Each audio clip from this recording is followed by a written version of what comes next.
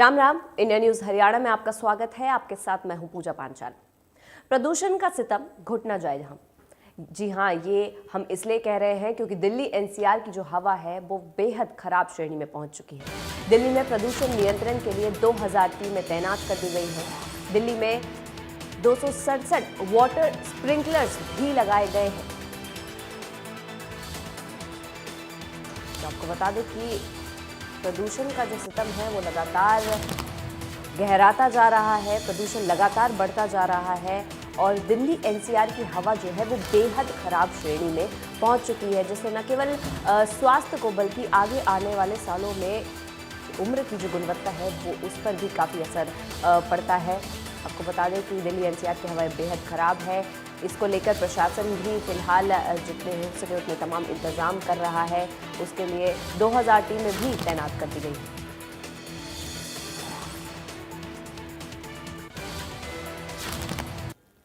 वहीं हरियाणा में प्रदूषण की आज की स्थिति है, आइए आपको ग्राफिक्स के जरिए हम बताते हैं। करनाल में AQI 488 दर्ज किया गया है जो कि गंभीर श्रेणी का है। कुरुक्षेत्र का AQI 322 जो कि बहुत खराब श्रेणी में आता है। वहीं पानीपत का एयर क्वालिटी इंडेक्स 318 दर्ज हुआ है जो कि बहुत खराब स्थिति है। और कैथल का AQI आपको बता दें 262 दर्ज हुआ है जो कि खराब श्रेणी में आता है। फरीदाबाद का AQI 248 दर्ज किया गया है जो कि खराब श्रेणी है। जींद का AQI 234 दर्ज हुआ है, यह भी खराब श्रेणी का दर्ज हुआ है। और रोहतक का AQI आपको बता दें कि 219 दर्ज हुआ है। वहीं सोनीपत का एयर क्वालिटी इंडेक्स 217 है। गुरुग्राम का एयर क्वालिटी इंडेक्स तकरीबन बाकी की तुलना में कम है, 209 दर्ज हुआ है। वहीं यमुनानगर का भी AQI 208 बाकी शहरों की स्थिति में कम दर्ज हुआ है। साथ ही साथ आपको बता दें फतेहाबाद का एयर क्वालिटी इंडेक्स भी 208 दर्ज किया गया है। वहीं चरखी दादरी का एयर क्वालिटी इंडेक्स 203 दर्ज हुआ है जो कि खराब श्रेणी में आता है। बात करें पलवल की तो उसका एयर क्वालिटी इंडेक्स दर्ज हुआ है 202। वहीं हिसार का AQI 199 दर्ज हुआ है जो कि मध्यम स्थिति के आखिर का माना जाता है। सिरसा का AQI 198 दर्ज हुआ है। वहीं भिवानी का AQI 197 दर्ज किया गया है।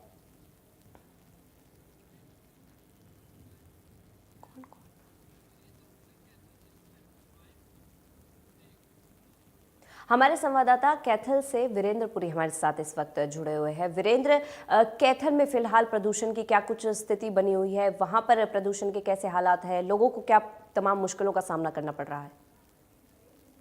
देखिए पूजा, अगर AQI की बात करूं, प्रदूषण की बात करूं तो लगभग 200 से 250 के बीच AQI फिलहाल रहता है, क्योंकि त्योहारी सीजन गया। फिर इसके अलावा हम बात करें, पैडी का सीजन चल रहा है जिसमें धूल मिट्टी भी उड़ती है। इसके अलावा अगर बात करूं किसानों की, तो पैडी के जो अवशेष है वो भी किसान जलाते हैं, जिसके बाद धुआं उठता है। और इसके अलावा जो कंस्ट्रक्शन वर्क है, और एक एक चीज और मैं बताना चाहूंगा पूजा, कि यहाँ पर जितनी भी सड़कों की हालत है इतनी खस्ता है, जिसकी वजह से धूल मिट्टी जो उड़नी है वो जायज है, और जिसकी वजह से AQI पर असर जरूर पड़ता है। तो कहीं ना कहीं कल अगर बात करें, आदित्य सुरजेवाला ने भी एक कटाक्ष किया था सरकार पर कि AQI के जितने भी सेंटर है जो जहाँ पर जांच होती है, वो सारे के सारे हरियाणा में 24 स्थानों पर लगभग 36 सेंटर है, जिनमें सिर्फ 3 सेंटर जो है वो चल रहे हैं। लेकिन कहीं ना कहीं AQI का बढ़ना एक चिंता का विषय है। डॉक्टरों से भी हमने सलाह ली थी, उन्होंने बताया कि जो OPD है वो बढ़ रही है लगातार, जिसमें चेस्ट पेन के मरीज है, अस्थमैटिक जो पेशेंट है, या इसके अलावा आंखों में जलन के जो पेशेंट है वो बढ़ रहे हैं। तो कहीं ना कहीं एक चिंता का विषय जरूर है। अभी फिलहाल तो शुरुआत है, पैडी का सीजन अभी फिलहाल खत्म हुआ है, सर्दियां अभी शुरू हुई है। लेकिन जैसे जैसे आगे दिन बढ़ेगा, जैसे जैसे आगे टाइम बढ़ेगा, सर्दियां बढ़ेगी, तो कहीं ना कहीं फॉग भी होगी, और AQI हो सकता है इससे 300 के पार भी चला जाए। क्योंकि पिछले दिनों की अगर बात करें, पिछली सर्दियों की अगर बात करें, तो AQI जो है वो 300 के पार चला गया था, और आबो हवा ऐसी हो गई थी कि लोगों को सांस लेना मुश्किल हो गया था। पूजा। जी वीरेंद्र, और ये जो जैसे हम देख रहे हैं कि दिल्ली में 2000 से ज़्यादा टीमें प्रदूषण के नियंत्रण को लेकर लगाई गई हैं, क्या हरियाणा में वहाँ पर कैथल में भी ऐसा कुछ प्रशासन की तरफ से टीमों को निर्देश दिए गए हैं, मंत्रालयों को वहाँ पर निर्देश दिए गए हैं इस प्रदूषण को वहाँ पर नियंत्रण में लाने के लिए? बिल्कुल पूजा, देखिए अगर कृषि विभाग की बात करें, इसके अलावा प्रशासन के अन्य अधिकारी, पुलिस अधिकारियों को सभी को ये निर्देश दिए गए हैं कि जो एक्यूआई है अगर वो बढ़ता है तो कहीं न कहीं चिंता का विषय ज़रूर होता है और उनको एहतियातन किसानों को भी जागरूक करने के निर्देश दिए गए हैं। इसके अलावा अगर बात करूँ, लोगों को भी जागरूक करने के निर्देश दिए गए। कहीं न कहीं जो कंस्ट्रक्शन वर्क है उस पर भी रोक लगाई गई है।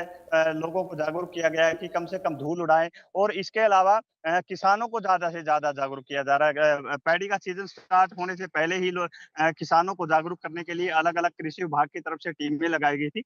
इसके अलावा पुलिस के द्वारा भी जागरूक करने का अभियान जो है वो जारी है। पूजा।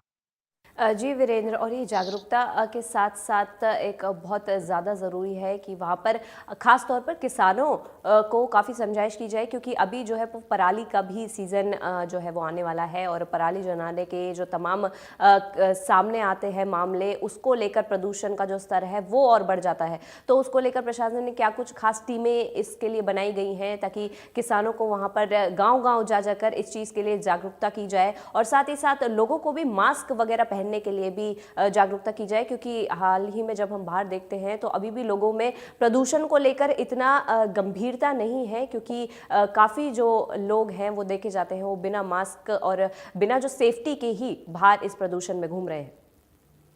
बिल्कुल पूजा, जिस तरह से जो कृषि विभाग है उसको उसके द्वारा लगातार हर साल ही पैडी का सीजन हो या फिर जो है गेहूं का सीजन हो, दोनों सीजनों में किसानों को लगातार जागरूक किया जाता है और अलग-अलग टीमें, अलग-अलग अधिकारी लगातार गांव-गांव जाकर, खेतों में जाकर किसानों को जागरूक करते हैं। कहीं न कहीं सरकार की तरफ से निर्देश भी दिए गए हैं कि जो किसान पराली को जलाता है या फिर गेहूं के अवशेषों को जलाता है, उसके ऊपर कार्रवाई भी की जाती है और एफआईआर भी पीछे हुई है और जेल भी किसानों को और जुर्माना भी हुआ है। तो कहीं न कहीं कृषि विभाग कहीं न कहीं किसानों को जागरूक भी कर रहा है और जो किसान नहीं मान रहे उनको ऊपर सख्ती भी दिखा रहा है।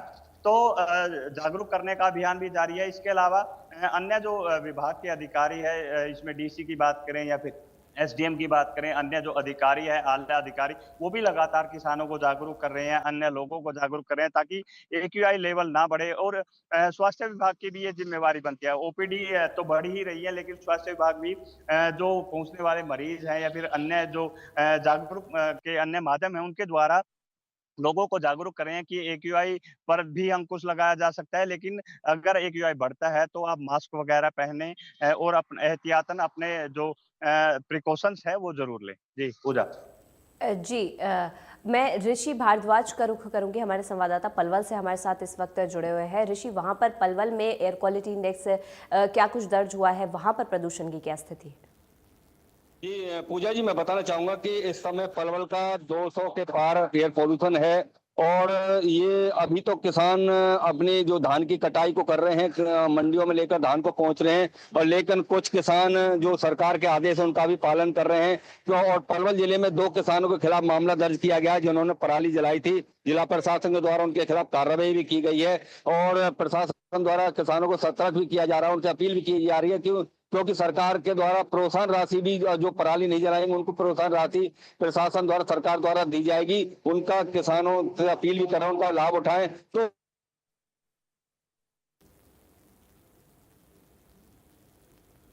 उसकी कटाई अभी चल रही है, तो अगर आने वाले दिनों में हो सकता है कि पॉल्यूशन, अगर पराली किसानों ने जलाई तो पॉल्यूशन और भी ज्यादा बढ़ सकता है, क्योंकि जो एयर पॉल्यूशन है उससे लोगों को काफी परेशानी हो रही है। इस समय आंखों में जलन और पैदा हो रही है और जो दमा के मरीज हैं उनको काफी परेशानियों का सामना करना पड़ रहा है, क्योंकि दमा के मरीजों को इस समय सांस लेने में काफी दिक्कत है और अस्पतालों में मरीजों की संख्या लगातार बढ़ती जा रही है। तो इसलिए पलवल जिले में जो एयर पॉल्यूशन है वो बढ़ रहा है। इसको लेकर, क्योंकि पलवल जिला एनसीआर से आता है और एनसीआर में जो फरीदाबाद और पलवल का जो ये जिले हैं इनमें एयर पॉल्यूशन दिल्ली की वजह से भी ज्यादा बढ़ता था, लेकिन अब इस समय अब देखना है कि जिला प्रशासन जो किसानों से अपील कर रहा है, लोगों से अपील कर रहा है कि इसको किस तरह से रोका जाए। अब जिस तरह से बढ़ रहा है किसान इसका लाभ भी उठा रहे हैं, जो प्रोत्साहन राशि है और जो इसमें चारे के प्रयोग में भी पराली को लाया जा रहा है किसानों द्वारा। तो जी। ये एयर पोल्यूशन जो बढ़ा है इसमें जी कहीं ना जी कहीं ऋषि, आपका बहुत बहुत शुक्रिया। वीरेंद्र के पास मैं लौटना चाहूंगी। वीरेंद्र, वहां पर प्रदूषण से बचाव के लिए क्या कुछ घरेलू नुस्खे या फिर एक तरीके से आप लगा लीजिए कि आयुर्वेदिक कुछ वहां पर लोगों ने नुस्खे वहां पर अपनाए हैं प्रदूषण से बचाव के लिए, जैसे घर से बाहर जाने पर मास्क लगाए या फिर घर में ही बने रहें और पार्क में टहलने वगैरह ना जाएं?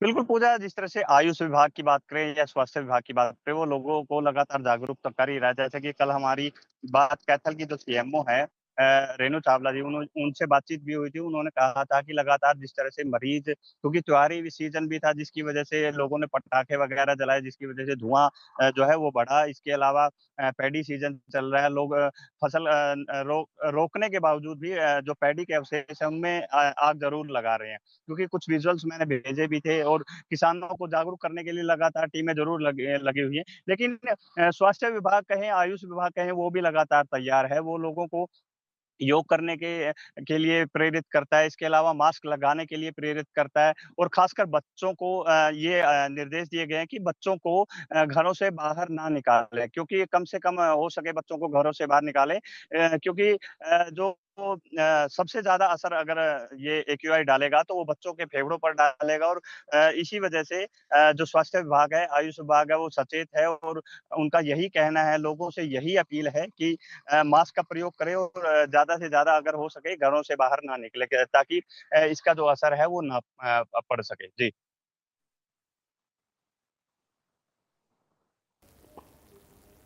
जी वीरेंद्र, और ऋषि, मैं आपसे ये जानना चाहूंगी कि वहां पर पलवल में किसानों से तो सख्त निर्देश वहां पर प्रशासन के दिए गए हैं, और साथ ही साथ वहां पर क्या आम जनता को भी कुछ खास निर्देश जो हैं वो दिए गए हैं? साथ ही साथ आपको ये कंस्ट्रक्शन जो आसपास के इलाकों में वहां पर चल रहा है, क्या उसको भी रोकने के वहां पर निर्देश दिए गए हैं?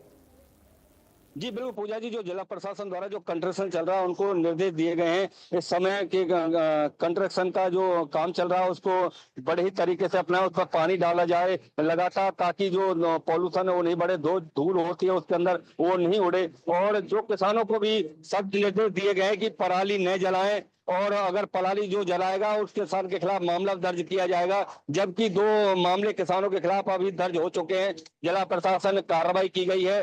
और जो किसान है उसका कहीं ना कहीं कुछ पालन भी करते नजर आ, क्योंकि जिस तरह से पहले पराली जलाई जाती थी वो उस समय अब इस तरह से पराली नहीं जलाए। चुपके से किसान कुछ हैं जो पराली जलाने का काम कर, और जो नगर परिषद है, होडल हो, पलवल हो, हतीन हो, उनके सभी के अधिकारियों को सख्त निर्देश दिए गए, जो कि कर्मचारी है चुपके से जो कूड़ा होता है नगर परिषद का उनके अंदर आग लगा देते हैं रात के समय, ताकि उनको कूड़ा उठाना ना पड़े। उनको भी सख्त निर्देश दिए गए कि अगर जो नगर परिषद के कर्मचारी अधिकारी होंगे उनके खिलाफ कार्रवाई की जाएगी, क्योंकि ये कूड़े में कहीं पर भी आगजनी मिलती दिखाई दी तो उनके खिलाफ भी कार्रवाई की जाएगी। तो जिला प्रशासन इस तरह पूरी तरह से कोशिश में लगा हुआ है कि जो पॉल्यूशन ना बढ़े और लोगों को इससे राहत मिल सके।